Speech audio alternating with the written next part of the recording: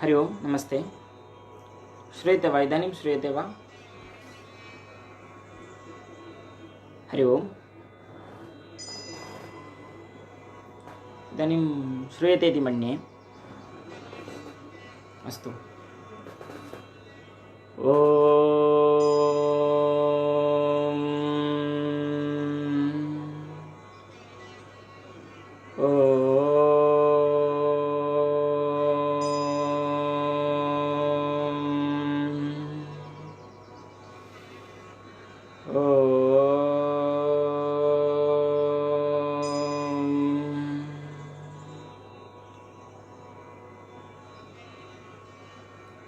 सदाशिवारंभं श्री शंकराचार्यमध्यमाम् अस्मदाचार्यपर्यन्तं वन्दे गुरुपरम्परा। अज्ञानतिमिरान्तस्य ज्ञानाञ्जनशलाकया चक्षुरुन्मीलितं येन तस्मै श्रीगुरवे नमः। सर्वेषां नमस्ते। इदानीं श्रूयते वा? श्रूयते चेत् तत्र वदतु, न श्रूयते चेदपि वदतु, अहं तद् दृष्ट्वा करिष्यामि।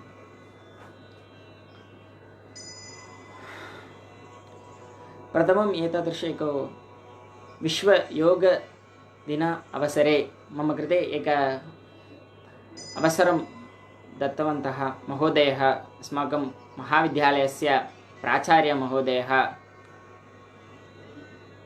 श्री सुधीर् महोदयस्य कृते प्रथमं धन्यवादं व्याहरामि।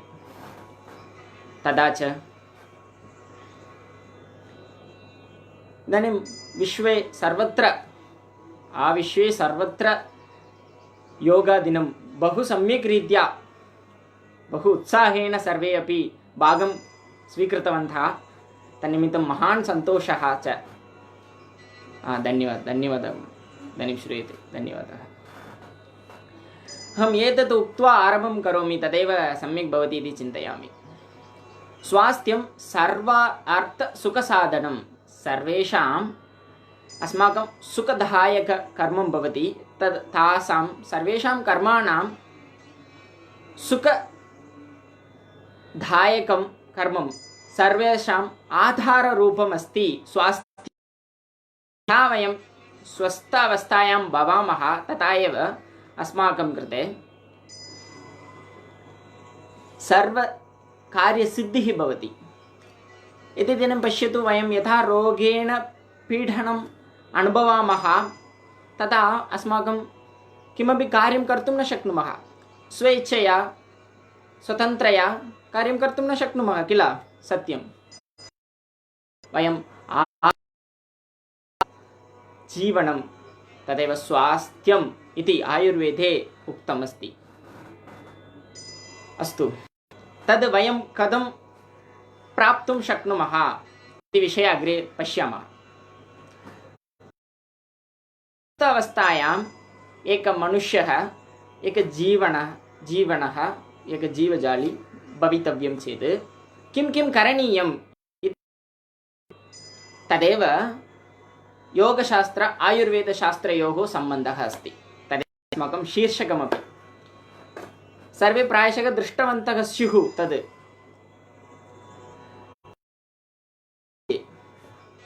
अखिलजनानाम् आत्मसुखाय आविष्कृतम् अमृतं योगः इति। इदानीं पश्यतु, इदानीं विश्वे मया यत् पूर्वमुक्तं तदेव इदानीं सर्वत्र चलति। विश्वे सर्वत्र विद्यमानमनुष्याः बहु उत्साहेन बहु सन्तोषेण पुरतः आगत्य ते स्वेच्छया कुर्वन्ति योगा। किमर्थम्? एतादृश एक संक्रमिकरोगः कोरोना इति नाम्ना अस्माकं मनुष्यैः पीडनं करोति अस्ति। तस्य निवारणाय योगशास्त्रम् एक उत्तम उपायमपि अस्ति, एक आदर्शनरूपम् अस्ति। अस्माकं जीवनस्य शैली तस्य परिवर्तनं करोति इत्यादि विषये तत्र विवरणं भवति। अद्य प्रातःकाले अपि अस्माकं प्रधानमन्त्रीमहोदयः अपि समानम् उक्तवान्। वयं सर्वे अपि प्रायशः दृष्टवन्तः स्युः तदपि। इदानीं वयं कथं तद् स्वास्थ्यावस्था प्राप्नुं शक्नुमः? योग उपायेन तेषाम् आचरणद्वारा वयं कथं प्राप्नुं शक्नुमः इति विषये वयं अग्रे पश्यामः। इदानीम् आयुः इति एकः शब्दमस्ति, तत्र प्रथमं द्रष्टव्यम्। इन् गतौ इति धातुतः तत् आगच्छति निरुक्ति इन् गतौ, यत् परिवर्तनम् अग्रे अग्रे सर्वदा परिवर्तनं करोति, यत् एकस्थितिमध्ये न भवति, तदेव आयुः अस्ति। इन् गतौ इति धातुः तादृशम् अस्ति अस्माकम् आयुष्। तस्य संरक्षणं परिपालनं तथा च स्वास्थ्यावस्था प्राप्तिः कथम् अस्माभिः कर्तुं शक्यते? निश्चयेन तत्र सन्देहं विना वयं गम्भीरतया वक्तुं शक्नुमः, योगाभ्यास तथा च आयुर्वेद आचरणद्वारा तद् निरन्तरतया अस्माकं कृते लभ्यते। तत्र विशिष्य वयं कश्चन विषयाणि द्रष्टव्यं। तत् किम्? शरीर इंद्रिय सत्व आत्म संयोगधारि जीवितं नित्यगश्च अनुबन्धश्च पर्यायर आयुरुच्यते इति उक्तमस्ति आयुर्वेदशास्त्रे। शरीर अस्माकं विद्यमान अस्यां शरीरं भवति, शरीर इंद्रिय अस्माकं पंच इन्द्रियाणि भवति, ज्ञानेन्द्रिय कर्मेन्द्रिय इति मनस् उभयेन्द्रियमपि अस्ति। शरीर इंद्रिय सत्व मनस् आत्म शरीर इंद्रिय सत्व आत्म संयोगो, एतेषां संयोगः अत्र पश्यतु, अत्रापि योगः आगच्छति। संयोगः धारि जीवितम्, एतदेव अस्माकं जीवनस्य धारणं करोति, सपोर्ट् करोति। अतः तदेव अस्माकम् आयुः। अत्र आयुष् इति विवरणं वयं दृष्टम्। अनन्तरं संस्कृते कश्चन नियमः अस्ति। सर्वत्र एकशब्दम् एकपदस्य उपयोगं न, बहुत्र बहवः शब्दस्य प्रयोगः विभिन्नाः सन्ति एव। किमर्थं तादृश भिन्नभिन्नशब्दस्य प्रयोगं तत्र तत्र करणीयं? तत्र पश्यतु, वायुपित्तकफश्चेति त्रयोदोषसमासता। तत्र वायुः इति अस्ति, तत्र वृक्षो लघु शीतकर सूक्ष्मश्चलो अनिलः इति अस्ति। तत्र तत्र विद्यमान भिन्न भिन्न अर्थाः अस्ति। तत्र अस्माकं कृते एक विशेषतया एक ज्ञानं दातुमेव तादृश एक शब्दप्रयोगं सर्वमपि कृतमस्ति। तद् निश्चयेन अस्माभिः अवगन्तव्यं। तादृशमेव समानमेव आरोग्यम् इति अपि वयं द्रष्टव्यम्। अस्तु, आरोग्यम् इत्युक्ते रोगं विना यत् अवस्था अस्ति तदेव आरोग्यं किल, तदेव भवान् अपि वक्तुम् आगच्छति इति बहवः चिन्तयितुं शक्यते। तदेव इदानीं यद् वयं रोगरहित अवस्थायां भवामः तदेव आरोग्यं, सम्यक् एव। किन्तु तदेव स्वास्थ्यमिति एक अन्य शब्दस्य प्रयोगात् किंचित भिन्ना भवति। आयुर्वेदं किं वदति इत्युक्ते समदोष समाग्निश्च समधातु मलक्रिया प्रसन्न आत्म इंद्रिय मनः स्वस्थ इत्यपि दीयते। समावस्थान एतेषां कस्य प्रसन्न अवस्था? आत्म इंद्रिय मनः एतेषां प्रसन्न अवस्था। समावस्था दोष धातु अग्नि मलक्रिया एतेषां समावस्था। एतद् मिलित्वा एव किं भवति? स्वास्थ्यम् इति भवति। कदा एतादृश एक स्वास्थ्यावस्था अस्माभिः प्राप्तुं शक्यते वा? शक्यते एव, किन्तु सर्वदा नास्ति। किमर्थं? ऋतुचर्या इति अस्ति। पुनः पुनः यथा यथा ऋतु आगच्छति तदा तदा तदनुसारम् अस्माकं देहे विद्यमान शरीरबलम् अग्निबलम् इत्यादि सर्वमपि परिवर्तनं करोति अस्ति। शीर्यते अनेन इति शरीरं खलु। अतः प्रतिनिमेषः अपि तद् परिवर्तनं जायमानम् अस्ति। तत्र विशिष्य अस्माकं देहे एतादृश परिवर्तनं चलति, तस्य ज्ञानं प्रथमम् आवश्यकं। तदनुसारम् अस्माकं देहस्य तदेव शरीरस्य रक्षणं भवति। वयं तद् कथं कर्तुं शक्नुमः? एतद् अत्र एव अस्माकम् आयुर्वेदशास्त्रस्य एकः प्रमुखः अंशः भवति। तत्र पश्यतु, आयुर्वेदम् एक जीवनशैलीबोधनशास्त्रमस्ति। तद् एक वैद्यशास्त्रं, केवलम् एक वैद्यशास्त्रं न, केवलम् एक वैद्यशास्त्रम् इत्युक्ते अलोपति पर्याप्तं, यत्र भिन्नभिन्न एतत् सर्वम् अस्ति। किन्तु ततोपि उपरि अस्माकं कृते आयुर्वेदशास्त्रम् अस्माकं जीवनस्य शैलीं बोधयति, अस्माकं ज्ञानं प्रकाशनं करोति। तदेव अस्माकं मालायाः नाम अपि ज्ञानं प्रकाशनार्थं, न तु प्रदर्शनार्थं। मम कृते एतत् सर्वम् अस्ति इति अहं प्रदर्शयामि चेत् तस्य ज्ञानस्य यथोचित सम्यक् स्थितिः, यथोचित सम्यक् किं ते प्राप्तिः न लभ्यते एव। आम्, सत्यं। तस्य ज्ञानस्य सम्यक् प्रयोगम् अथवा सम्यक् किं प्रवृत्तिः भवति, तस्य ज्ञानम् अन्येषां कृते यथा यथा वयं कूपस्य गणनं कुर्मः तथा एव तत्र जलं नूतनम् उत्पद्यते। तादृशमेव अस्माकं कृते किं किं ज्ञानमस्ति तदा वयम् अस्माकं कोशात् दातव्यम्। एतद् धनं वा, धनमेव अस्माकं कोशात् अन्येषां कृते ददामः चेत् तद् समाप्तं भवति, समाप्तं भवति। किन्तु ज्ञानं तादृशं नास्ति। यावत् यावत् भवान् यच्छति तावत् तावत् तद् प्रति आगच्छति। अतः यावत् शक्यं तावत् ज्ञानस्य प्रकाशनं करोतु।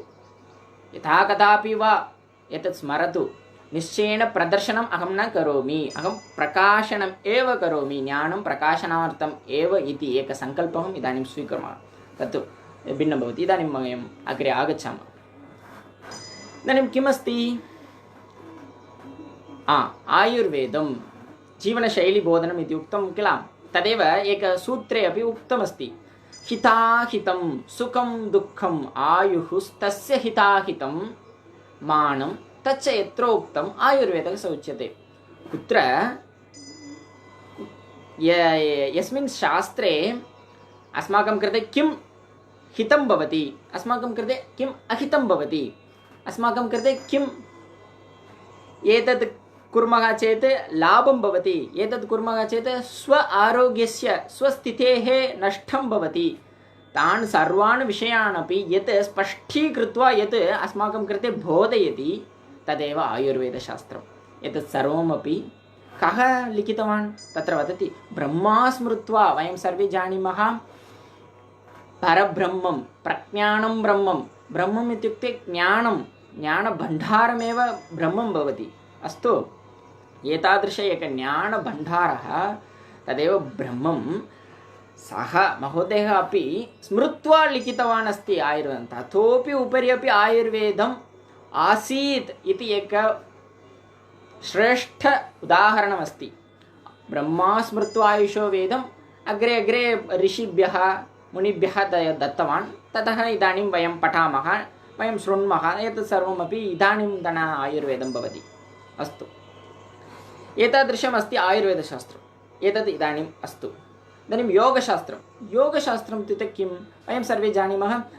इदानीमपि बहवः जनाः वयं किं दूरदर्शने अपि दृष्टवन्तः स्युः। बहवः जनाः एतादृशं सर्वं कुर्वन्ति, एवं कुर्वन्ति। एतत् सर्वमपि योगासनं, एतदपि योगासनं। ततोपि उपरि बहवः विषयाः अस्ति। तस्य विषयस्य एक लघुपरिचयं यथामति अहं करिष्यामि। इदानीं योगशास्त्रम् इत्युक्ते योगेन चित्तस्य पदेन वाचा मलं शरीरस्य च वैद्यकेन योपाकरोतं प्रवरं मुनीनां पतञ्जलिं प्राञ्जलि प्राणतोऽस्मि। तत्र पश्यतु, पतञ्जलि महर्षि अस्माकं कृते किम् एक तदेव अस्माकम् आयुर्वेदशास्त्रम् इव यत् अस्माकं कृते आरोग्यदायकं स्वास्थ्यप्राप्तिः, ततोपि उपरि मोक्षोपलब्धिः केन मार्गेण अस्माकं कृते बहु सुलभतया भवति। तस्य मार्गं महोदयः प्रदर्शयति। तद् निश्चयेन अस्माभिः अवधारणीयं, तादृश एकविषयं भवति। अस्तु, बहु प्रसिद्धः अस्ति एतद् सूत्रं किं? योगश्चित्तवृत्तिनिरोधः। योगः अस्माकं कृते चित्तं भवति। मया पूर्वम् उक्तं, किम् उक्तं? शरीर इन्द्रिय सत्त्व, तत् सत्त्वं भवति, तद् चञ्चलं, सर्वदा चञ्चलं भवति। तस्य मनसि सर्वदा चञ्चलं यत् भवति तस्य नाशनं कृत्वा यथास्थिति तत् स्थापनं करणीयम् इति कारणेन यत् एतत् सर्वमपि उक्त्वा, उपायम् उक्त्वा तस्य नियन्त्रणविषये बहु श्रद्धापूर्वकं वदति। कश्चन सोपानानुसारं तदेव योगः इति। तत्र तानि सोपानानि कानि इति वयं पश्यामः।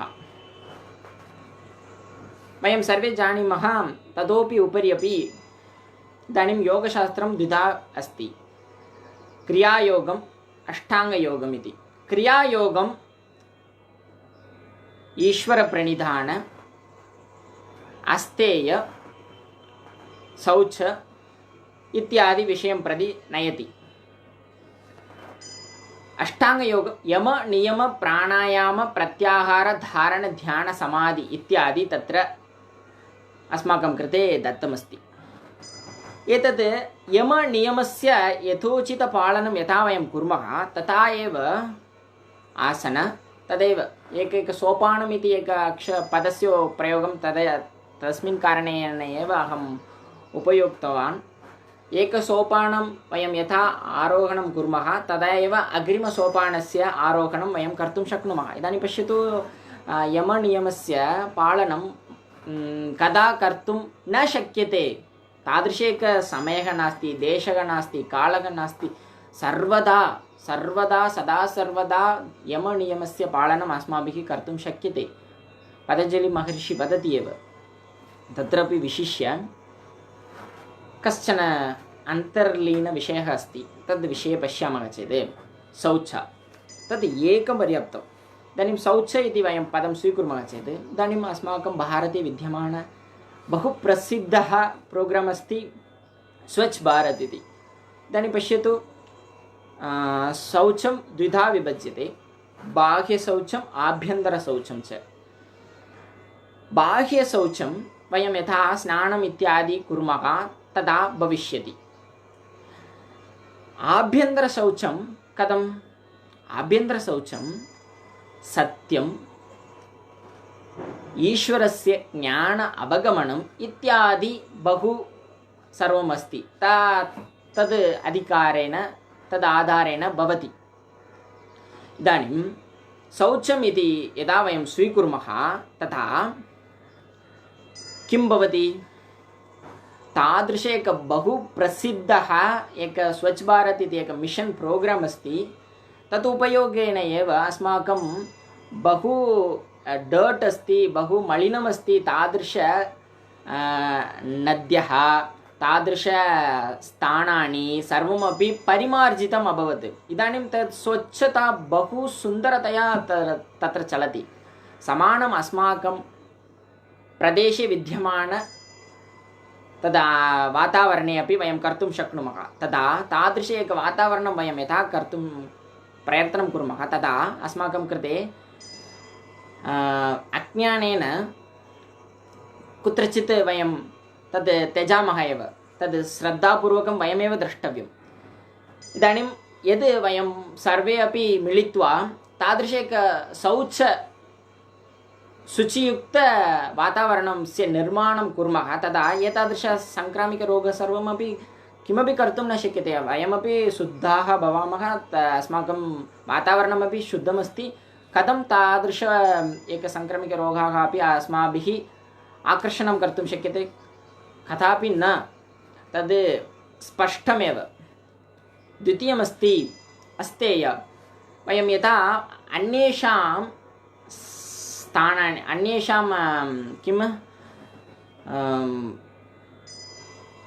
वस्तूनि अपि वयं न स्वीकुर्मः तथा किं भवति सर्वरत्नोपलब्धिः इति पतञ्जलिमहर्षिः वदति। सर्वरत्नोपलब्धिः भवतः पादस्य अतः तद् सर्वम् आगत्य वदति भवान् किमर्थम् अन्येषां वस्तु प्रति तदा आकर्षणं करोति भवान् भवतः कृते किमस्ति तदेव करोतु, तदेव किं कण्टेन्ट्मेण्ट् करोतु। एतत् मम कृते अस्ति, एतत् मम कृते पर्याप्तं भवति, अतः एतत् मम कृते अस्ति इति कारणेन अहं सन्तुष्टः अस्मि। मम एतत् उपरि अहं किमर्थं न आवश्यकं, मम कृते न आवश्यकमपि इति तादृशप्रयोगं सर्वमपि विभिन्नविचाररीत्या तत्र अस्ति। तत्र विशिष्य एकं वक्तव्यं चेत्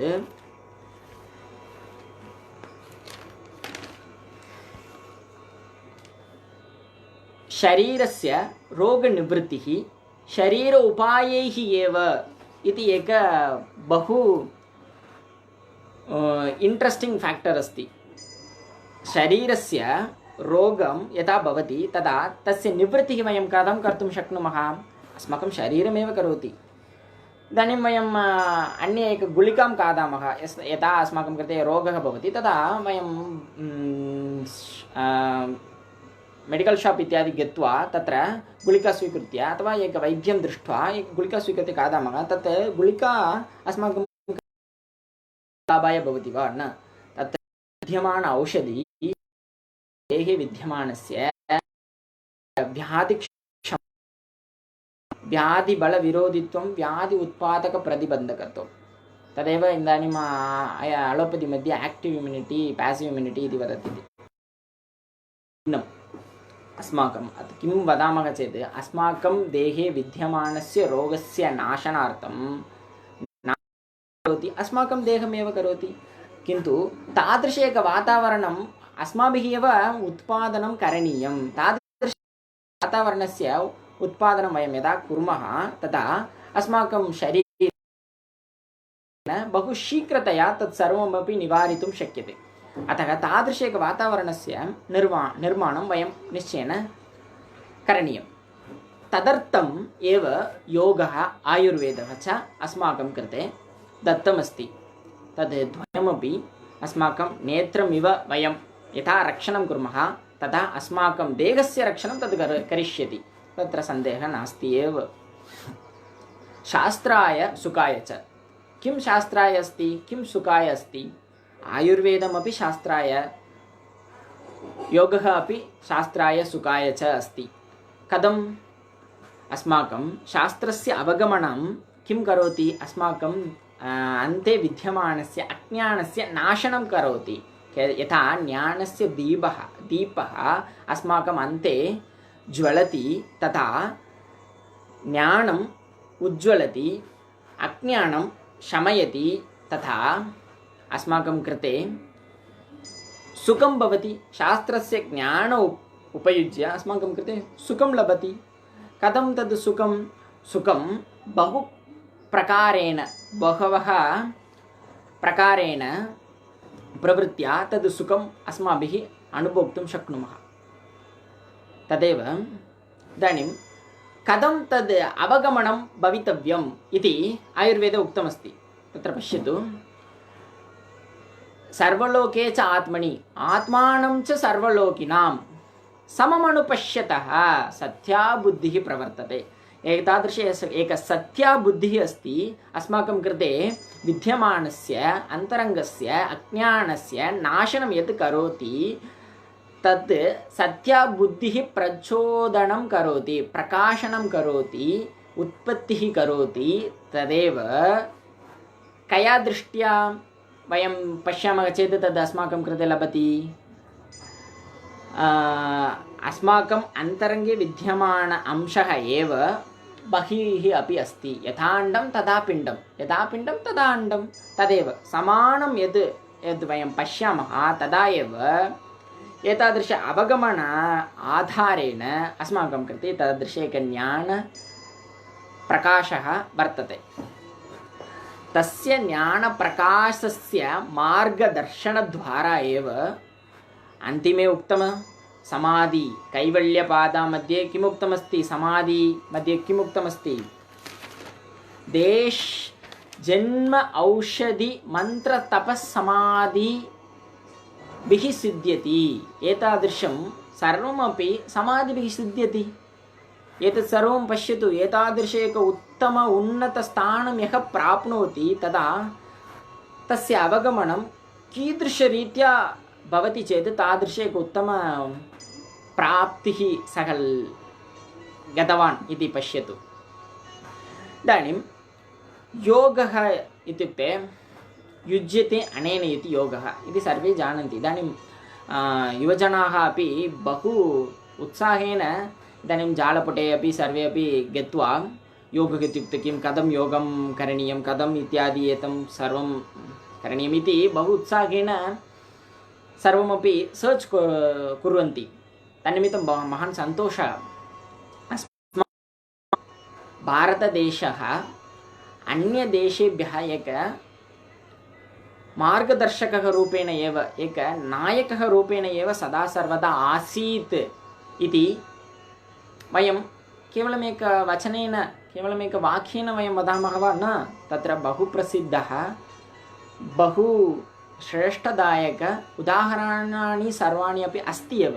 तस्य आधारेण एव वदामः। तस्य प्रथममस्ति आयुर्वेदं, योगशास्त्रम् अपि।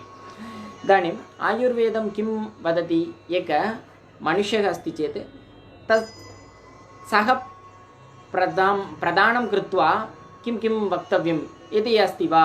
जीवनशैली, भवान् एतत् करोतु, एतदेव सर्वेषां कृते, एक समान अवस्था वा? न। सः पुरुषं वीक्ष्य स ज्ञेयो भिषक् उत्तमः इति वदति।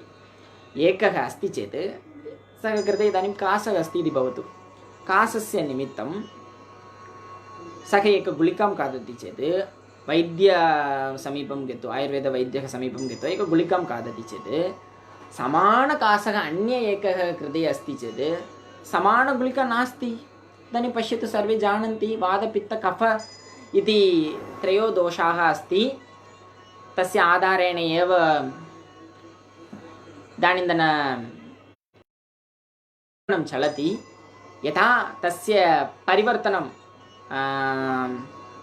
असमत्वं भवति, तदा एव विषमं भवति, तदा एव रोगस्य उत्पत्तिः भवति। पश्यतु, तत्र किम् उक्तमस्ति? रोगस्तु दोषवैषम्यं। यथा रोगः अस्माकं कृते पीडनं करोति, यथा अस्माकं देहे विद्यमानस्य दोषस्य विषमता भवति, तदा एव रोगः उत्पत्तिः भवति। कथं तस्य दोषस्य समत्वं वयं संरक्षणं कर्तुं शक्नुमः? दिनचर्या तत्र एव आगच्छति। ऋतुचर्या इत्यादि चर्याः द्वारा एव कर्तुं शक्नुमः।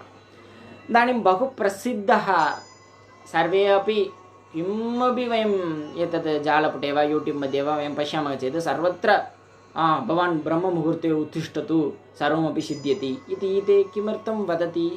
तत्र सैण्टिफिक् रीसन् अस्ति, सर्वे न जानन्ति। ब्राह्मे मुहूर्तो उत्तिष्ठेत् स्वस्थो रक्षार्थमायुषः इति अष्टाङ्गहृदये उक्तमस्ति। अहं वदामि, अष्टाङ्गहृदये किम् उक्तं? ब्राह्मे मुहूर्तो उत्तिष्ठेत् स्वस्थो रक्षार्थमायुषः इस् ईक्वल् टु सर्वदिनचर्या ऋतुचर्या पालनम्। अतः प्रथमं सर्वदिनचर्या ऋतुचर्या इत्यादि चर्याः ये प्रतिदिनं प्रतिक्षणं यः आचरणं करोति सः निश्चयेन ब्राह्मे मुहूर्तो उत्तिष्ठेत् तद् कम्पल्सरि करणीयमेव। तद् यदा वयं त्यजामः सर्वत्र तस्य एफेक्ट् भवति एव। अतः ब्राह्मे मुहूर्तो उत्तिष्ठेत् तद् बहु श्रद्धा दत्वा वयं निश्चयेन तस्य पालनं करणीयं। तादृशं वयं कुर्मः चेत् किं भवति? नरो दिनचर्या ऋतुचर्याभिः यो न वर्तते नित्यशः स एव लभते रोगः ततः पथ्यं समाचरेत् इति योगरत्नाकरायां सूचितमस्ति। यः दिनचर्या ऋतुचर्या इत्यादि चर्याः आयुर्वेदे उक्त आधारभूताः अस्ति, तस्य यथोचित सम्यक् पालनं न कुर्वन्ति तथा एव रोगस्य उत्पत्तिः भवति। तत्र भवान् औषधात् पूर्वं पथ्यम् आचरतु। पथ्यम् इत्युक्ते किं? पदो अनपेदं यतश्च उक्तं मानसप्रियं यत् अस्माकं कृते श्रोतसि अपि प्रियं ददाति। किं? स्निग्धं ददाति। किम्? एक अस्माकं वातावरणाय, आरोग्ययुक्तवातावरणाय एक सुलभा स्थितिः यत् उत्पादनं करोति तदेव तत्र उक्तमस्ति। तद् किं पुनः अपि आगच्छति दिनचर्या ऋतुचर्या, तस्य पालनमेव एतद् इति उक्तवन्तः। वयं यथा दिनचर्या ऋतुचर्या इत्यादि पालनं कुर्मः तदा वयं किमर्थम् एतादृश एक लघु वैरस् अस्ति तन्निमित्तं वयं किमर्थम् एक भीतिः अनुभवामः। वयं दिनचर्या ऋतुचर्या कुर्मः चेत् एतत् किमपि आगच्छति चेदपि वयं चिन्ता न कुर्मः। वयं दृढयुक्ताः, दृढगात्रयुक्ताः, दृढव्याधिक्षमत्वयुक्ताः भवामः। तदा किमपि अस्माकं कृते आगत्य पीडनं कर्तुं न शक्यते एव। तद् इदानीं यत् आगच्छति बहु प्रसिद्धः बहुत्र आयुर्वेद इम्युनिटी क्लिनिक्स् इति रीत्या अपि व्याधिक्षमत्वकेन्द्राः उत्पन्नाः जायमानाः अस्ति। तद् महान् सन्तोषकरः विषयः भवति। तद् निश्चयेन अस्माभिः चिन्तनीयः अपि। तत्र पश्यतु, केवल दिनचर्या ऋतुचर्या इत्यादि आचरणद्वारा कथं व्याधिक्षमत्व दृढयुक्तगात्रम् अस्माकं कृते लभ्यते। तत्र बहुत्र सैण्टिफिक् रिसर्च् वा किमपि बहु जातमस्ति। तत्सर्वं जालपुटे मिलति। यथा समयः लभ्यते तदा तत्र गत्वा पश्यन्तु, अथवा यथा अन्य एक समयः लभ्यते तदा अहमपि वदामि। तत्र पश्यतु विशिष्य एकः अपि विभिन्नः इति मया उक्तं। तदेव अस्माकं गुरुः अस्ति, सः महोदयः अपि अस्माकं कृते पाठितवान्। वादपित्तं भिन्नं, पित्तवादं भिन्नं, पित्तकफं भिन्नं, कफपित्तं भिन्नं, वादकफं भिन्नं, कफवादं भिन्नं। कथं? वयं वादपित्तस्य शान्त्यर्थं वादपित्तं विदार्यादि, पित्तवादं द्राक्षादि, पित्तकफं गुडूच्यादि, कफपित्तं आरग्वदादि, वादकफं भद्रदार्वादि, कफवादं दशमूलकर्तृ। पश्यतु, एक अंशांशकल्पना। दोषा हि नानाविधदुष्टिदुष्टेन प्राकृता वा वैकृता वा अनुबन्ध्यरूपो वा अनुबन्धरूपो वा एकशो वा दुशो वा त्रिशो वा समस्तो वा इति बहु एक दीर्घसूत्रमस्ति। तत्र इन्दु वदति, टीकाकार अष्टाङ्गसङ्ग्रहायां वदति, अंशांशकल्पनं करणीयं। किं दोषम् अधिकमस्ति, किं दोषं न्यूनमस्ति, तदनुसारं वयं यदा औषधं यच्छामः तदा अस्माकं कृते बहु सुलभतया बहु सरलतया आरोग्ययुक्त अवस्था प्राप्यते। तदेव आयुर्वेदशास्त्रं वदति। योग इति विषये चर्चा आयुर्वेदे कृतमस्ति। योगे मोक्षे च सर्वेषां वेदनानाम् अवर्तनं, मोक्षे निवृत्तिर्निशेषो योगो मोक्ष प्रवर्तकः इति वदति। किं योगः इत्युक्ते किं? मोक्षः भवति, मोक्षदायक एकमस्ति। तस्य विवरणं कथं दत्तमस्ति इति पश्यतु। अग्रे वदति चरकाचार्यः, योगः रजस्तमोभ्याम् अभावात्, रजः तमः च अस्ति, एते द्वौ मानसिकदोषौ भवति। एतौ मानसिकदोषौ भवति। यथा सत्त्वरजस्तमस् मानसिकगुणाः भवति, अत्र सत्त्व लघुप्रकाशकं प्रकाशनार्थं, तदेव अस्माकं मालायाः नाम अपि ज्ञानं प्रकाशनार्थं, सत्त्वं प्रकाशनार्थं, ज्ञानं प्रकाशनार्थं, समानार्थः तद् भिन्नं। रजः सर्वदा एक इरिटेट् तादृश एक भावः तस्य उत्पन्नः, तस्य कारणं भवति रजः। तमः सर्वत्र एक मन्दं युक्तः, एक डल् बोर् फीलिङ्ग्, तादृशं सर्वमपि तमस् अस्माकं जातसमये अपि तमसेव प्रधानमस्ति इति कारणात् एव शिशुः सर्वं रोदनं करोति। रोदनम् इत्यादि सर्वमपि तमसस्य स्वभावः भवति, तमसि स्वभावः भवति। रजस् अस्माकम् अडलसेन्स् यौवन अवस्थायां भवति। तदा एव वयं सर्वे उत्सुकाः भवामः। किमपि तत् 13 तः 19 पर्यन्तं वयं टीन् इति वदामः, टीनेज् इति वदामः। तदा एव एक इरिटेट् फीलिङ्ग्, किमपि वयं वदामः चेत् इदानीं मातापितरौ अस्ति, ते आगत्य पुत्रस्य कृते एवं भवतु, एवं न भवतु इति वदति चेत् तत्र किम् अस्ति, भवती किमर्थं एतादृशं सर्वदा वदति इति तर्जयति, मातापितरौ तर्जयति। तादृश एक अवस्था कदा निष्कासनं, कदा निवारणं कर्तुं शक्नुमः?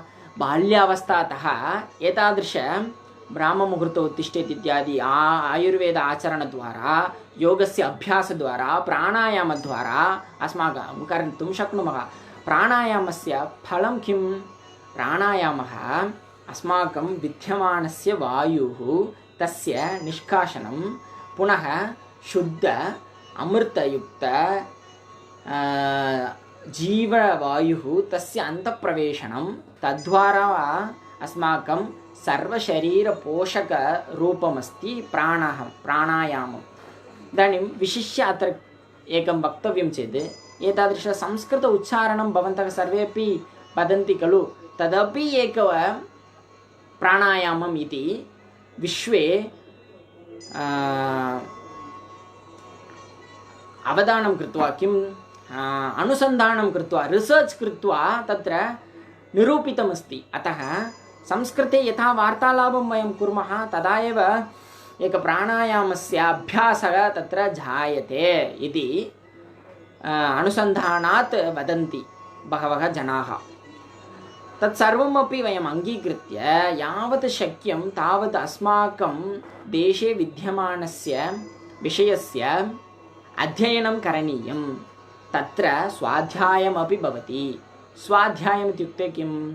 अस्माकं कृते किं हितं भवति, अस्माकं कृते किं प्रियं भवति, एतस्य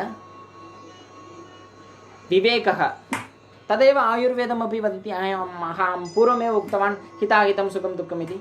अस्माकं कृते हितं किं हितं भवति, अस्माकं कृते किम् अहितं भवति, किं प्रियं भवति। प्रियम् इत्युक्ते इदानीं मम कृते एक भोजनमस्ति, तस्य नाम किमपि स्वीकरोतु, तद् किन्तु तद् आरोग्यदायकं नास्ति, तद् स्पष्टं। तद् मम कृते किन्तु प्रियं भवति, किन्तु तद् अहं खादनीयं वा? न, यदा कदापि तद् त्यक्तव्यमेव। यद् मम कृते प्रियं भवति तदेव अहं खादनीयं। तदा एव मम शरीरस्य पोषणं, तदा च मनसि शान्तिः, तदा च दृढयुक्तगात्रः, आरोग्ययुक्त एक रथस्य इव मम गात्रं चलति। तदा मया करणीयानि विषयाणि अपि किमपि क्लेशं विना, किमपि बाधं विना मया कर्तुं शक्यते। तदेव तत्र उक्तमस्ति, शरीरम् आद्यं खलु धर्मसाधनम् इति। यथा भवन्तः स्वधर्मस्य आचरणं करणीयं चेत् तत्र विशिष्य किं करणीयम्? स्वशरीरस्य पालनं करणीयम्। एवं वयं वक्तुं शक्नुमः, आयुर्वेदद्वारा सर्वमन्यत् परित्यज्य शरीरम् अनुपालयेत्। किमपि विषयं भवतु तद् त्यजतु। किमर्थं? शरीरस्य पालनार्थं। किमर्थं शरीरस्य पालनं करणीयं? मोक्षप्राप्त्यर्थं। मोक्षप्राप्त्यर्थं शरीरस्य पालनम् अस्माभिः निश्चयेन करणीयं। किमर्थं? शरीरमाद्यं खलु धर्मसाधनं। तदेव आयुर्वेदे अपि उक्तमस्ति, धर्मार्थकाममोक्षाणाम् आरोग्यं मूलमुत्तमं, रोगस्तस्य अपहर्तारः श्रेयसो जीवितस्य च इति उक्तमस्ति चरकसंहितायाम्। आयुर्वेद उपदेशेषु विधेयपरमादरः इत्यपि अष्टाङ्गहृदये उक्तमस्ति। आयुर्वेद उपदेशं वयम् आचरणं करणीयं। किमर्थम्? आरोग्ययुक्त अवस्था, पुरुषार्थानां प्राप्त्यर्थम् आरोग्ययुक्त अवस्था अनिवार्यं भवति। अतः आरोग्ययुक्त अवस्थायाः प्राप्त्यर्थं आरोग्ययुक्त अवस्थायाः प्राप्त्यर्थं किं करणीयम्? आयुर्वेदे उक्तानां विषयाणाम् आचरणं करणीयम्। अत्र किमस्ति, द्वयोः सम्बन्धः किम् अस्ति इति बहवः मनसि चिन्तनम् इदानीं निश्चयेन आगच्छन्ति एव। तत्र भवतु पश्यतु, सुखार्थ सर्वभूतानां मतः सुखश्च प्रवर्तते इति आयुर्वेदे उक्तमस्ति। भवान् आत्मवत् सततं पश्येत् कीडपिपीलिकामपि। भवतः मनसि भवतः आत्मे किमस्ति? भवान् एक जीवात्मा भवति, एक परमात्मा भवति। जीवात्मा परमात्मयोः एक यदा वयं योजना कुर्मः तदेव योगः इति। तदेव आधारेण आयुर्वेदे उक्तमस्ति, आत्मवत् सततं पश्येदपि कीटपिपीलिका। भवतः आत्मा किमस्ति? तदेव एक पिपीलिका, कीटः, तादृश एक लघुजन्तवः कृते अपि अस्ति। अतः तस्य परिपालनं, तेषां कृते एक किं रेस्पेक्ट्, तादृशम् अस्माकं रीत्या एव रेस्पेक्ट् अपि दातव्यं। तदपि एक नियमः अस्ति। तादृश एक उन्नतिस्थानेन वयं यथा सर्वमपि अवगच्छामः, तदा निश्चयेन अस्माकं कृते यत् सर्वमपि सुलभतया अस्माकं कृते आरोग्यदायकरूपेण सर्वमपि प्रवर्तते, तत्र कोऽपि सन्देहः नास्ति। ततोपि अग्रे वक्तव्यं चेत्, आचार्य सर्वधर्मेषु लोक एव हि धीमता इति उक्तमस्ति। पश्यतु, एतत् एकमेव पर्याप्तम्। आचार्य सर्वधर्मेषु लोक एव हि धीमता। आयुर्वेदम् एक पर्सन् सेण्टर्ड्नेस् नास्ति, नेचर् सेण्टर्ड्नेस् भवति। आयुर्वेदं किं भवति? एक पर्सन् सेण्टर्ड्नेस् नास्ति, एक नेचर् सेण्टर्ड्नेस् भवति। नेचर् मध्ये, यदा प्रकृतिमध्ये वयं केवलं मनुष्याः न जीवनं कुर्मः। अत्र विद्यमानप्रकृतिमध्ये सर्वजीवजालिनाः सर्वे अपि जीवनं कुर्वन्ति। तस्य संरक्षणं, सम्परिपालनम् अस्माभिः एव करणीयं। तदपि अस्माकं धर्मः भवति। तदपि अस्माकं स्वधर्मस्य रेखा अनुसारमेव आगच्छति। अतः तदपि अस्माभिः करणीयं। तत्र पश्यतु, विशिष्य कथं तादृश एक उत्तम उपायम् अस्माकं कृते दत्तमस्ति। अग्रिमे वदति, आर्द्रसन्तानता त्यागः कायवाक् मानसीतमः स्वार्थबुद्धिपरार्धेषु। भवान् कीदृश एक जीवनं करणीयम् इत्युक्ते स्वार्थं भवितव्यं। किमर्थं स्वार्थं भवितव्यम्? अन्येषां कृते, अन्यजनानां कृते भवतः मुखं जानाति वा न वा इति न, मुखं किमपि न जाने, तादृशजनानां कृते किं उत्तमकार्यं तेषां कृते प्राप्तव्यम् इति मम स्वार्थबुद्धिः भवितव्यं। परार्धजनानां कृते उत्तम उपायम्, उत्तम एक अवसरः लब्धव्यम् इति मम स्वार्थता भवितव्यं।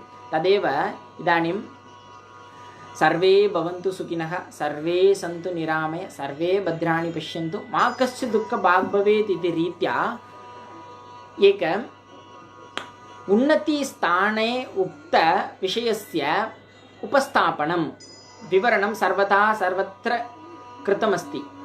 वयं पश्यामः चेत् निश्चयेन पश्यतु, अस्माकम् इदानीम् एक रोगाणु आगतं, सर्वे अस्माकं पुरतः अस्ति, पृष्ठतः अस्ति, समीपे अस्ति, तादृशानां जनानां कृते किमपि पीडनं न आगन्तव्यं। मम कृते आरोग्ययुक्तगात्रं भवितव्यं, तेषां कृते अपि आरोग्ययुक्तं गात्रं भवितव्यं।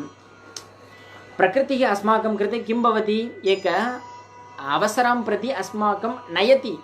अस्माकं कृते एक अवसरं प्रति प्रकृतिः नयति। भवान् पूर्वं कीदृश एक चिन्तायुक्ताः आसीत् भवान् जानाति वा? सर्वे अपि रोगं विना आरोग्ययुक्ताः भवन्तु इति एक प्रतिदिन प्रार्थना एव भवान् स्वीकृतवान्। इदानीं तस्य विस्मरणं भवान् कृतवान्। अतः तस्य पुनर्स्मारणम् अहं करोमि इति नाम्ना एक रोगाणुः प्रेषयति। तदकारणेन वयं सर्वे अपि इदानीं मिलित्वा सर्वे एतादृश एक रोगाणुतः वयं किं एतस्य रोगाणुस्य विजयं प्राप्तव्यं, सर्वे अपि आरोग्ययुक्ताः दीर्घायुयुक्ताः भवितव्यम् इति वयम् इदानीं प्रार्थना कुर्मः स्मः। अस्तु, तदपि समीचीनमेव, तत्र किमपि क्लेशः नास्ति। तादृश एक अवस्था एव सर्वत्र भवति। तादृश अवस्थायां वयं यथा भवामः तदा एव रोगः एतादृश रोगाणु इति रीत्या किमपि न आगच्छेत् एव। तदपि प्रकृतितः एव आगच्छति किल। प्रकृति इति भावः तत्रापि भवति किल।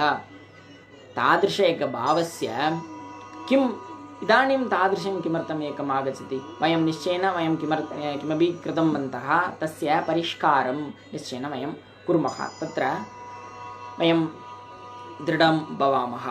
अस्तु, अन्यम् एकं भवति अस्माकं संस्कृतिः। इदानीं पर्यन्तं तद् अधिकृत्य एव वयं चर्चां कृतवन्तः। अस्माकं संस्कृतेः पुनरुज्जीवनम्। अस्माकं संस्कृतिः पुनरुज्जीवनं कथं करोति?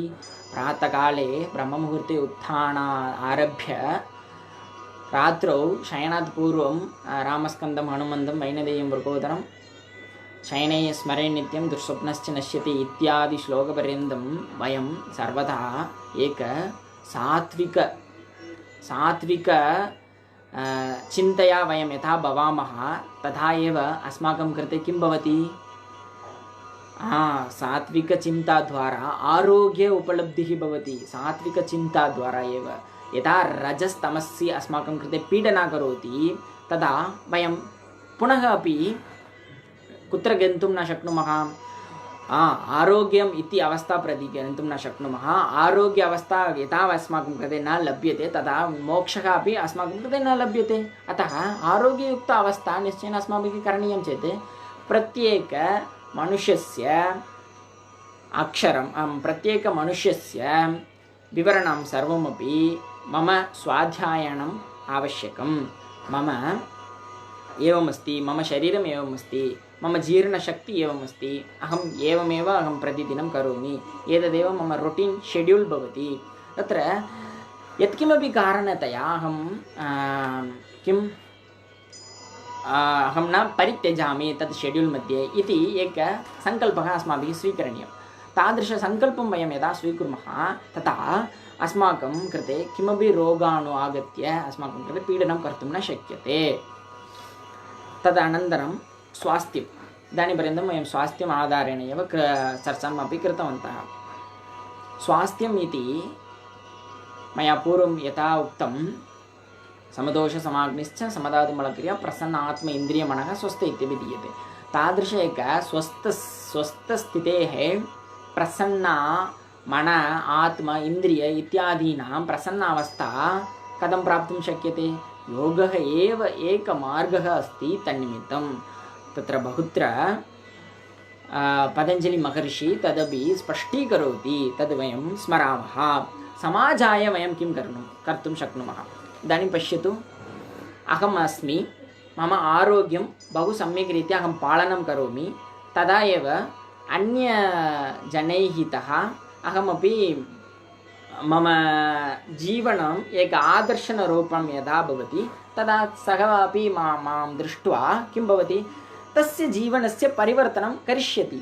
अतः तादृश एक जीवनस्य परिष्कारः यदा वयं कुर्मः तथा किं भवति, एक समाजः एव परिवर्तनं जातं भवति। तदा यदा समाजस्य परिवर्तनं किं भवति, तदा एक देशस्य परिवर्तनं भवति। अस्माकं देशः सदा सर्वदा राजपीठे एव सदा सर्वदा नायकः रूपेण एव भवति, तत्र कोऽपि सन्देहः नास्ति। तादृशमेव सदा सर्वदा भवितव्यं चेत् वयम् अस्माकं ज्ञानपरम्परायाः पुनरुज्जीवनं, तस्य यथोचित परिपालनं निश्चयेन करणीयं। वयं यथा तादृश कार्याणि अग्रे कुर्मः तदा अस्माकम् एक दृढयुक्तसङ्कल्पः लभ्यते। तद्वारा आरोग्यप्राप्तिः, रोगावस्थातः आरोग्यावस्था, आरोग्यावस्थातः आयुर्वेदयोगशास्त्र उपायेन मोक्षप्राप्तिः अस्माकं कृते लभ्यते। तत्र इदानीं स्वास्थ्यविषये एकम् अपि वक्तव्यम्। इदानीं शौच इति एकस्थानं तद् स्वास्थ्यम् इति रेखास्य अतः एव आगच्छति। तथा इदानीं पश्यामः चेत् अस्माकं देशे विद्यमान शौचकार्यकर्तारः बहुजनसुखाय बहुजनहिताय ते मया पूर्वोक्त परार्धेषु स्वार्थबुद्धिः भवन्ति। ते परार्धानाम् अन्यजनानां लाभानाम् अन्यजनानां रक्षणाय अन्यजनानां लाभं करणीयमिति ते स्वजीवनस्य किं तद् डेञ्जर् ज़ोन् तत्र गत्वा अस्माकं कृते ते किं भवति बहुजनहिताय बहुजनसुखाय ते कार्यं कुर्वन्ति। इदानीं पराशरा एकः अस्ति, सः महोदयः उक्तवान्, एक पङ्क्तिद्वयमस्ति तत् किमित्युक्ते द्वे जनाः साक्षात् ईश्वरं प्रति गच्छन्ति। के ते द्वे जनाः? एकम् अस्ति ये नित्ययोग अभ्यासिनः ये भवन्ति ते साक्षात् ईश्वरं प्रति गच्छन्ति। मोक्ष तदेव यमनियमस्य पालनम् इत्यादि द्वारा समाधि ते प्राप्य साक्षात् ईश्वरं प्रति ते गच्छन्ति। द्वितीयजनाः के ये अस्माकं देशस्य संरक्षणार्थं तत्र गत्वा युद्धं कुर्वन्ति, युद्धसमये ये वीरमरणं प्राप्नुवन्ति ते एव अस्माकं कृते एक शील्ड् रूपेण अस्माकं किं भवति अस्माकं रक्षणं कुर्वन्ति। तादृश एक जनाः अपि साक्षात् ईश्वरं प्रति गच्छन्ति इत्यपि तत्र उक्तमस्ति सः महोदयः। तत्र किमर्थम् इदानीम् उक्तम् इत्युक्ते योगः प्रतिदिनं कुर्मः चेत् साक्षात् मोक्षप्राप्तिः ईश्वरस्य शरणागतिः वयं प्राप्तुं शक्नुमः इति वक्तव्यमिति कारणेन एव। अनन्तरम् इन्द्रियाणां धारणं योगः। वयं पश्यामः चेत् इन्द्रियाणां धारणं वयम् अस्माकं कृते शब्दस्पर्शरूपरसगन्ध इति पञ्च ज्ञानेन्द्रियाणि पञ्च कर्मेन्द्रियाणि एक उपेन्द्रियं मनः अपि अस्ति, 11 इन्द्रियाणि अस्ति। तस्य किं रक्षणम् एक नियन्त्रणं करणीयम्। अस्माभिः एव तस्य नियन्त्रणस्य कुञ्जिका सूत्रं सदा सर्वदा भवितव्यं। तादृश एक नियन्त्रणं वयं यदा कुर्मः तदा सन्निकर्षः इन्द्रियार्थेभ्यो सन्निकर्षः यदा यथार्थतया गच्छति तदा तस्य सत्याबुद्धिः प्रवर्तते। तदेव वयमपि पुनः अपि आगच्छामः। सत्याबुद्धिः यथा न अस्माकं कृते लभ्यते तदा एव अस्माकम् अन्तरङ्गे विद्यमानस्य अज्ञानस्य अधिकं भवति। तादृशेकस्थितिं वयं न गच्छामः। अतः अज्ञानस्य नाशनं करणीयं। यद् अस्माकम् अन्तरङ्गे अस्ति तद् यद् ब्रह्माण्डे अस्ति तस्य एक लघु अंशः तादृशज्ञानम् आवश्यकं। तादृशज्ञानस्य अवगमननिमित्तम् आरोग्ययुक्तगात्रम् आवश्यकं, निश्चलचित्तम् आवश्यकं। तादृश एक निश्चलचित्तस्य नियन्त्रणनिर्माणार्थं किम् आवश्यकं? पुनः अपि आगच्छति योगशास्त्रं।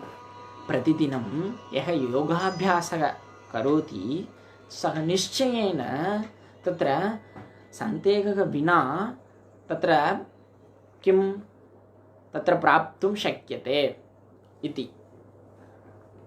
द्वितीयमस्ति मैण्ड् बाडी इण्टर्वेन्शन् सेण्टर् इति।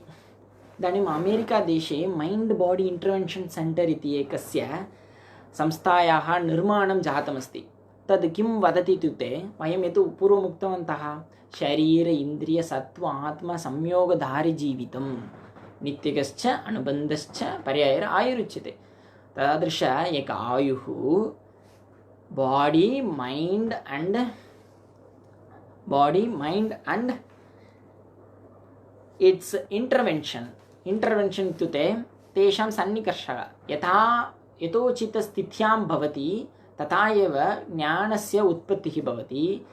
तदा एव अस्माकं कृते किमर्थम् अस्मिन् लोके वयं जीवनं प्राप्तवन्तः, अस्माकं शरीरम् उपयुज्य वयं किं किं धर्मं कर्तुं शक्नुमः, कस्य कस्य रीत्या वयं सर्वत्र तद् अग्रे नेतुमपि शक्नुमः इत्यादि विषयं प्रति निश्चयेन बोधनम् आवश्यकम् इति कारणेन तस्यां संस्थायां निर्माणम् अमेरिकादेशे जातमस्ति।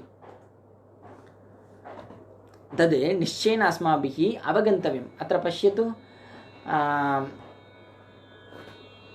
तादृश एक उत्तम अवसरः अस्माकं कृते अस्माकं पूर्वजनानाम् आधारेण अस्माकं कृते यत् लब्धमस्ति तस्य यथोचित सम्यक् प्रयोगं निश्चयेन अस्माभिः करणीयं। तद्वारा मोक्षप्राप्तिः निश्चयेन लभ्यते। तदेव पुनः पुनः आगच्छति। वयं किमर्थं जीवनं कुर्मः, एतद् निश्चयेन अस्माभिः वक्तव्यं। प्रज्ञानं ब्रह्म, अहं ब्रह्मास्मि इति एकं महावाक्यं भवति। सर्वे अपि एतस्य अवगमनं कर्तुं शक्नुवन्ति वा इति कः निर्माणं करोति? कालः, देशः एतदेव निर्माणं कुर्वन्ति, निर्णयं कुर्वन्ति। पश्यतु, देशः कालः एतादृशः अस्माकं कृते प्रज्ञानं ब्रह्म इत्यस्य बोधं यच्छन्ति। कथं? दिहि धृति स्मृति एतेषां सम्यक् यथोचितप्रयोगद्वारा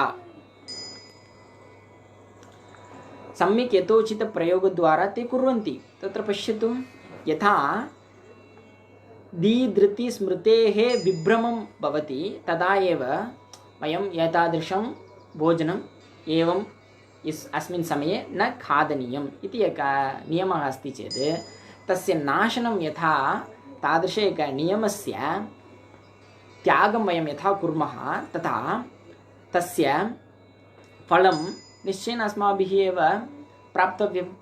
तत् किं? धीधृतिस्मृतिविभ्रमः कर्मं यत् कुरुते अशुभं, यत् अशुभं तादृश एक कर्मम् एतेषां विभ्रमेण कारणं भवति। मूलकारणम्, आदिकारणं, सर्वकारणं भवति। किमर्थं? सर्वदोषप्रकोपनिमित्तं, दोषप्रकोपद्वारा एव रोगस्य उत्पत्तिः भवति इति मया पूर्वमुक्तं। तद् अत्र योजनीयं। तादृश एक स्मृतिविभ्रमः तद् वयं निश्चयेन नाशनं करणीयं। तादृश एक स्मृतिविभ्रमः, धीधृतिस्मृतिविभ्रमः, प्रज्ञापराधस्य नाशनं कथं कर्तुं शक्यते? योगाभ्यासः। योगाभ्यासद्वारा आयुर्वेद उक्त आहार विहार व्यवहार द्वारा एव यथोचित आचरणम् अस्माभिः कर्तुं शक्नुयते। तत्र विशिष्य एकं वक्तव्यम्। इदानीं सर्वे बहु एङ्ग्सैटि अस्ति, कोपं बहु आगच्छति, क्रोधम् अस्ति इति सर्वे वदति। 5 निमिषाः विलम्बः जातः, ये कथम् एतत् सर्वम् एतादृशमार्गेण गच्छन्ति, मार्गं किम् एतादृशम् अस्ति। वयम् अन्वेषणं कुर्वन्तः स्मः, कुत्र कुत्र अस्माकं क्रोधस्य उत्पत्तिः कर्तुं शक्नुमः। तादृश एक अवसरं वयं अन्वेषणं कुर्वन्तः स्मः। तदेव भगवद्गीतायाम् उक्तमस्ति, क्रोधात् भवति सम्मोहः, सम्मोहात् स्मृतिविभ्रम, स्मृतिविभ्रमात् बुद्धिनाशो, बुद्धिनाशात् प्रणश्यति। भवान् यथा क्रोधः भवति तदा स्मृतिभ्रंशः भवति। तद् स्मृतिभ्रंशः मया पूर्वोक्त प्रज्ञापराधे प्रज्ञानस्य अन्ते विद्यमान रेखायाम् अन्ते विद्यमान त्रयभागानाम् एक अंशः अस्ति प्रज्ञानस्य स्मृतिविभ्रमः। तद्वारा अस्माकं कृते किं भवति? क्रोधात् भवति सम्मोहः, एक कन्फ्यूषन् मैण्ड् भवति। कथं तस्य कन्फ्यूषन् मैण्ड् वयं निवारणं कर्तुं शक्नुमः? पुनः अपि आगच्छति योगाभ्यासः। योगाभ्यासेन एव वयं यथास्थितिः वयं भवितुं शक्नुमः। सुखं वा भवतु दुःखं वा भवतु समानं वयं कथं भवितुं शक्यते इत्यस्य विषयस्य अभ्यासः ततः एव योगाभ्यासात् एव अस्माकं कृते लभ्यते।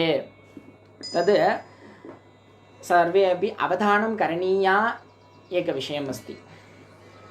द्वितीयमस्ति, एतदेव आचाररसायने अपि उक्तमस्ति, किं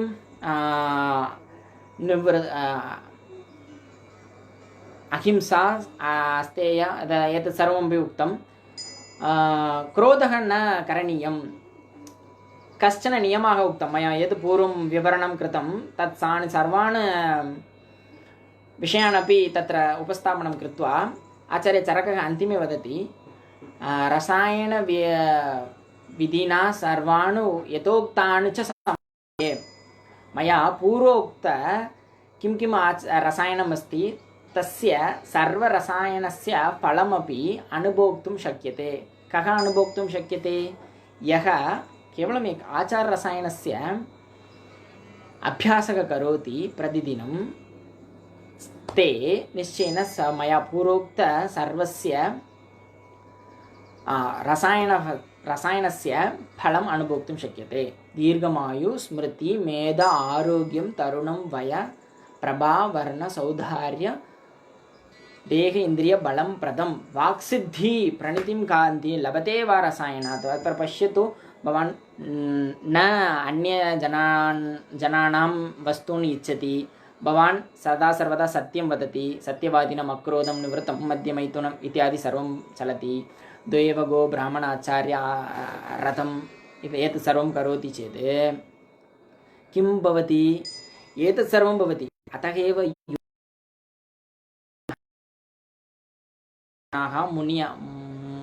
मुनिः यद् वदति सिद्धिः भवति, वाक्सिद्धिः। तद्वारा एव तादृश एक शब्दस्य अवगमनम् अस्माभिः करणीयम्। अस्तु, इदानीम् अहं वक्तव्यम् एक विषयमस्ति। आयुर्वेदे दीर्घायुः एव सर्वत्र सूचितं, न तु अमरणं। मरणं विना एक अवस्था इति कुत्रापि न सूचितं। यथा दीर्घायुः, कथं दीर्घायुः प्राप्तुं शक्यते तदेव सूचितमस्ति आयुर्वेदे। अतः एव चरकाचार्यः अपि वदति, अथातो दीर्घजीवितीयम् अध्यायं व्याख्यास्यामः। वाग्भटः अपि आयुष्कामीयम् इति वदति, न तु इम्मार्टल्। तदेव मरण अवस्था विना, मरणं किमपि विना कथं भवितुं शक्यते इति तत्र किमपि न उक्तं। मरणं यथा जन्मम् अस्ति तथा मरणमपि निश्चयेन सम्भवति एव, किन्तु तस्मिन् अभ्यन्तरे अस्माभिः किं किं करणीयम् अस्ति, तद्वारा कथं सुलभतया ईश्वरस्य कृते प्राप्तिः अस्माकं कृते लभ्यते। एतत् सर्वम् आयुर्वेद आचरण, आहार विहार आयुर्वेदस्य आचरणद्वारा समानं योगाभ्याससहितं वयं यथा कुर्मः तदा निश्चयेन तादृश एकस्थितिं वयं गच्छामः। कालिदासः तत्र विशिष्य एकं वदति, तद् निश्चयेन वक्तव्यमेव मया।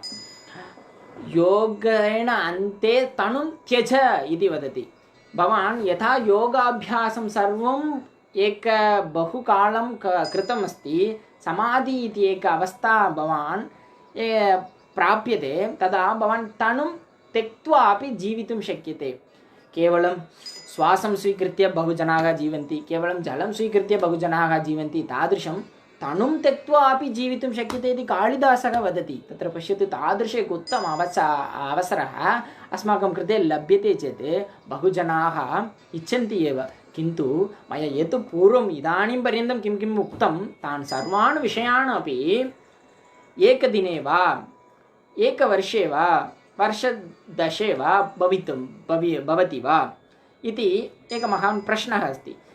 यथावत् अस्माकं दृढचित्तयुक्ताः, निश्चलचित्तयुक्ताः, दृढगात्रयुक्ताः वयं भवामः, तदेव रोगरहित आरोग्ययुक्तदीर्घजीवन वयं कुर्मः, तदा एव तद् सफलं निश्चयेन भवति। तत्र कोऽपि सन्देहः नास्ति, तद् निश्चयेन प्राप्यते। इति कारणेन एव तत् सर्वं लिखितमस्ति।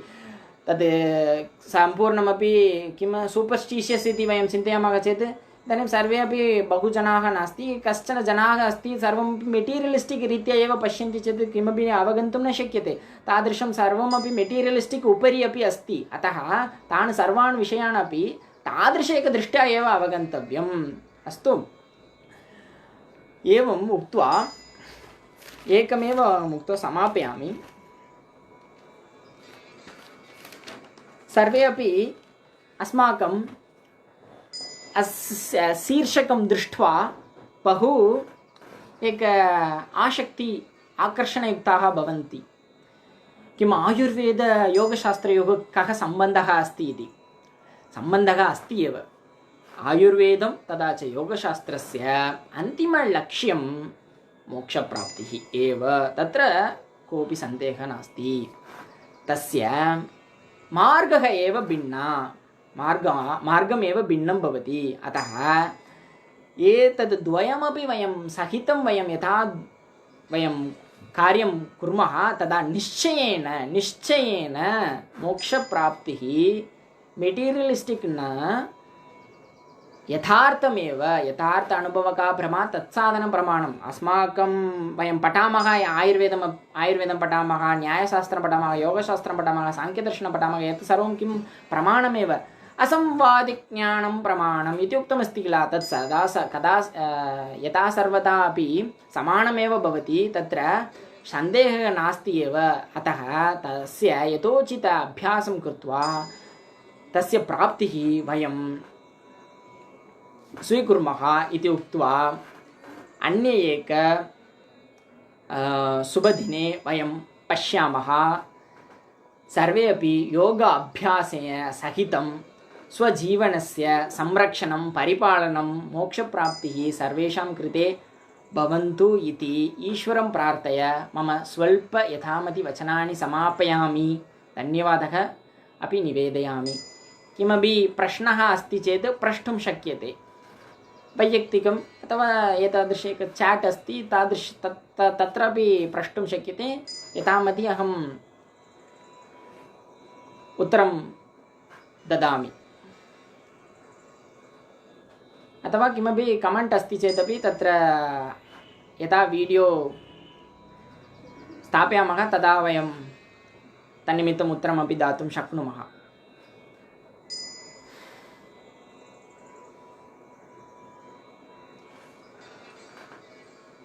यं वैदिकामन्त्रदृशः पुराणाः इन्द्रं यमं मातरिश्वाणमाहुः वेदान्तिनो निर्वचनीयमेकं यं ब्रह्मशब्देन विनिर्तिसन्ति सैवायमीशं शिव इत्यवोचन् यं वैष्णवा विष्णुरिति स्तुवन्ति बुद्धस्तथार्हन् इति बौद्धजैना सत्श्री अकाले कि च सिक्तसन्तः शास्ते हि केचित् प्रकृतिकुमारः स्वामीति मातेति पितेति भक्त्या यं प्रार्थयन्ते जगति सितारं स एक एव प्रभुर्द्वितीयः। ॐ शान्ति शान्ति शान्तिः। धर्मो रक्षति रक्षता, शास्त्रं रक्षति रक्षता, भाषा रक्षति रक्षता। नमो नमः। धन्यवादः।